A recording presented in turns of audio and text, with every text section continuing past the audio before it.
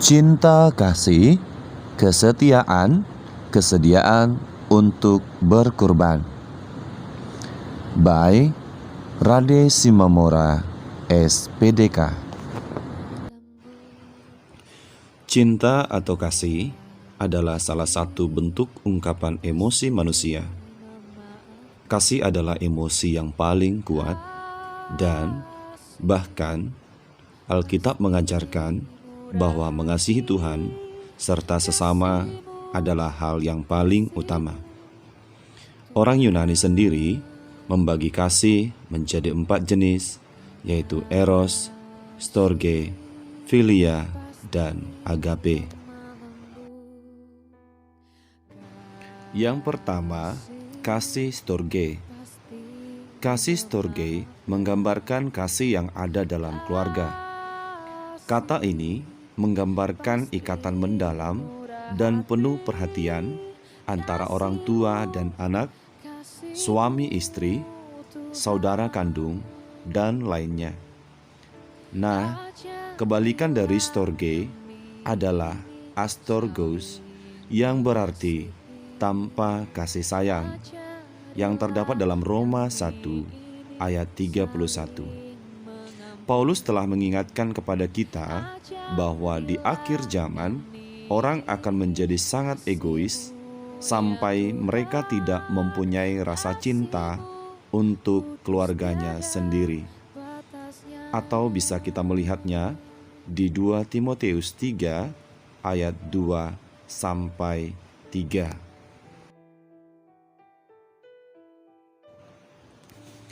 Yang kedua adalah kasih philia atau phileo.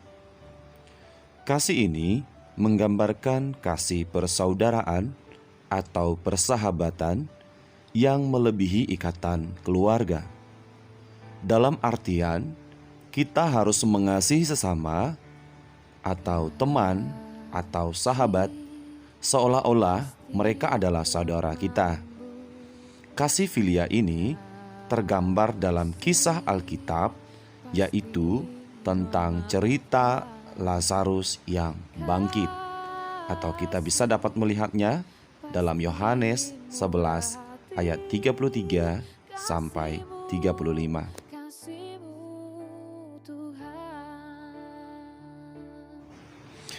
Yang ketiga adalah kasih eros.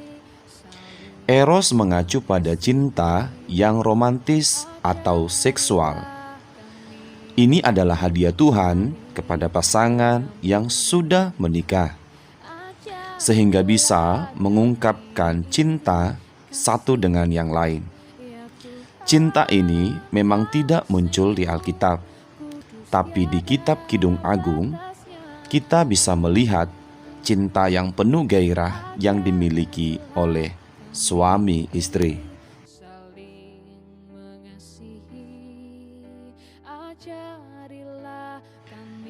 Dan yang keempat adalah kasih agape. Kasih agape adalah cinta tertinggi yang dirujuk oleh Alkitab. Cinta ini abadi, sempurna, penuh pengorbanan, dan tanpa syarat. Agape menggambarkan kasih Allah, atau kita dapat melihatnya dalam 1 Korintus 13 ayat 4 sampai 8. Agape adalah kasih yang sempurna. Tuhan Yesus mewujudkan kasih ini dengan mengorbankan dirinya untuk menebus umat manusia. Kasih itu berasal dari Allah, dan setiap orang yang mengasihi lahir dari Allah dan mengenal Allah, yang terdapat dalam 1 Yohanes 4 ayat 7. Oleh karena itu, mari kita sama-sama berdoa dan memohon demikian. Tuhan, terima kasih karena Engkau ialah kasih, dan Engkau sangat mengasihi aku. Tolonglah aku terus mengasihi orang lain seperti Yesus, supaya dunia tahu bahwa aku ialah anak-Mu. Amin.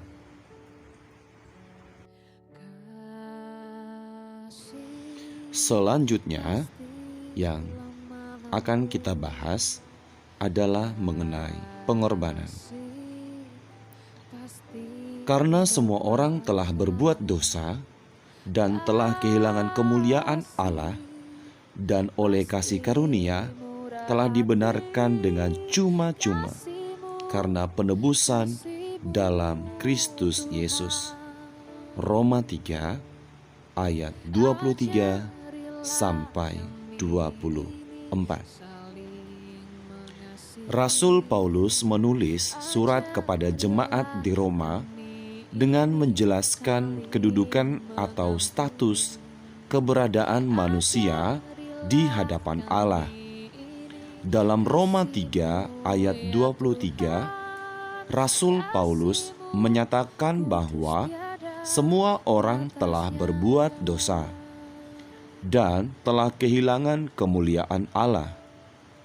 Ini maksudnya agar setiap orang sadar bahwa manusia sejak jatuh dalam dosa dinyatakan sebagai orang yang tidak benar atau orang yang bersalah dan akan mendapatkan hukuman dari Allah.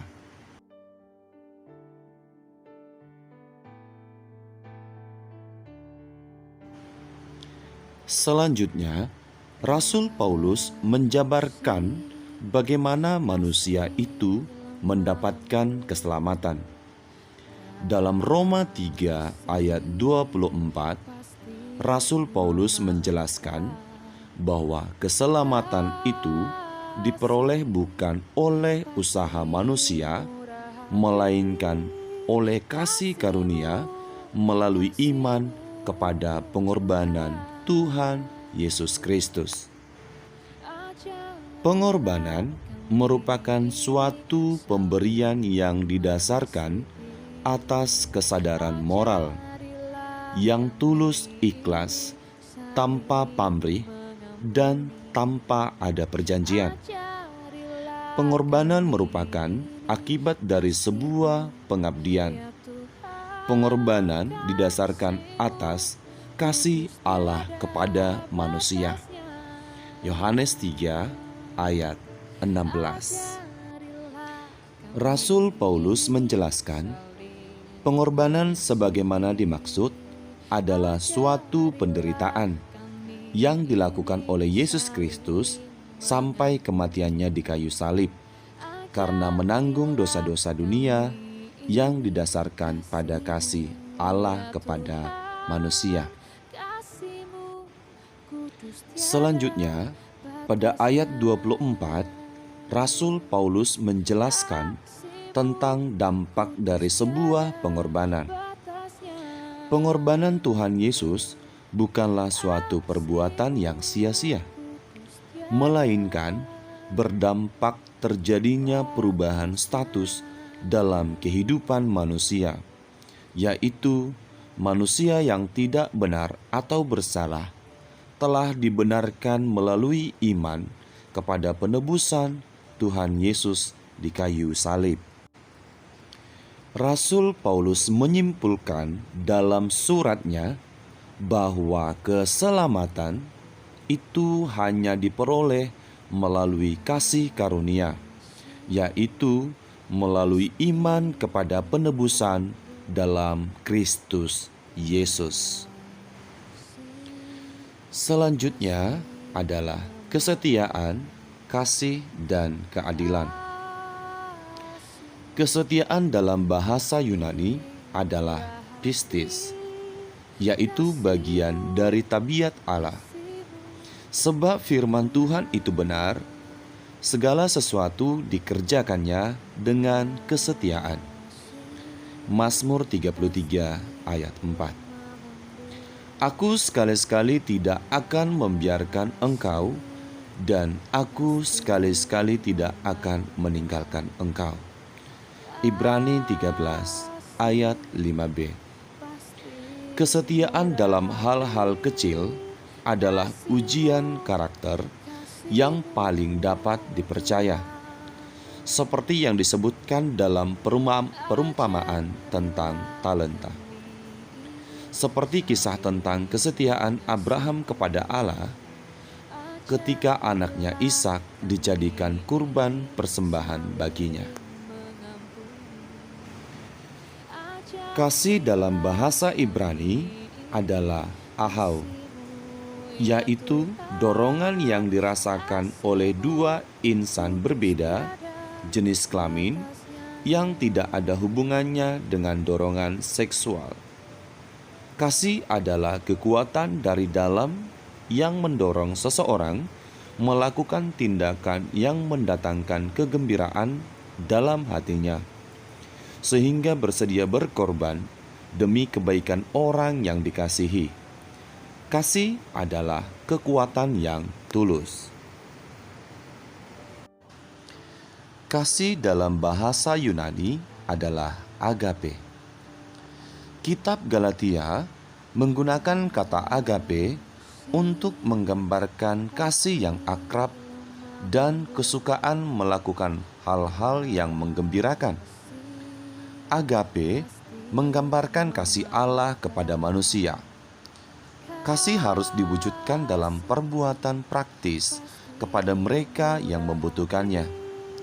Kasih bukan sekedar kebajikan yang dangkal karena menuntut tanggapan yang mendasar dari hati seseorang terhadap kasih Allah yang telah mendahuluinya. Esensi dari kasih adalah pengorbanan diri. Pengorbanan Kristus di atas kayu salib bagi kita adalah contoh yang terutama. Kita memahami kasih karena Kristus telah menyerahkan nyawanya agar manusia memiliki hidup yang kekal. Atau kita dapat melihat dalam 1 Yohanes 3 ayat 16. Selanjutnya adalah kesetiaan. Kesetiaan adalah suatu hal yang sangat penting sekali, tidak hanya di mata Tuhan, tetapi juga di mata semua orang. Hendaklah kesetiaan yang kita lakukan tidak membabi buta dan tidak bertentangan atau melanggar perintah Tuhan.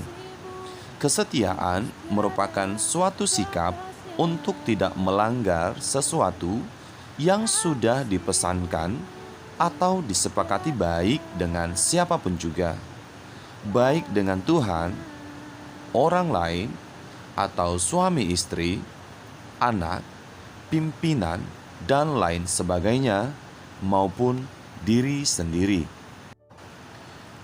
Contoh kesetiaan yang salah: rela berbuat anarkis demi membuktikan kesetiaannya, rela mempermalukan dirinya, dan rela mati untuk membuktikan kesetiaannya. Tuhan memperhitungkan kesetiaan kita, dan ada upah yang Tuhan siapkan bagi kita yang setia sesuai dengan perintah Tuhan sampai akhir hidup kita. Tuhan Yesus sudah memberikan keteladanan kesetiaannya kepada Bapa sampai mati di kayu salib. Demikian pembahasan kita pada oleh kali ini kesetiaannya sampai jumpa.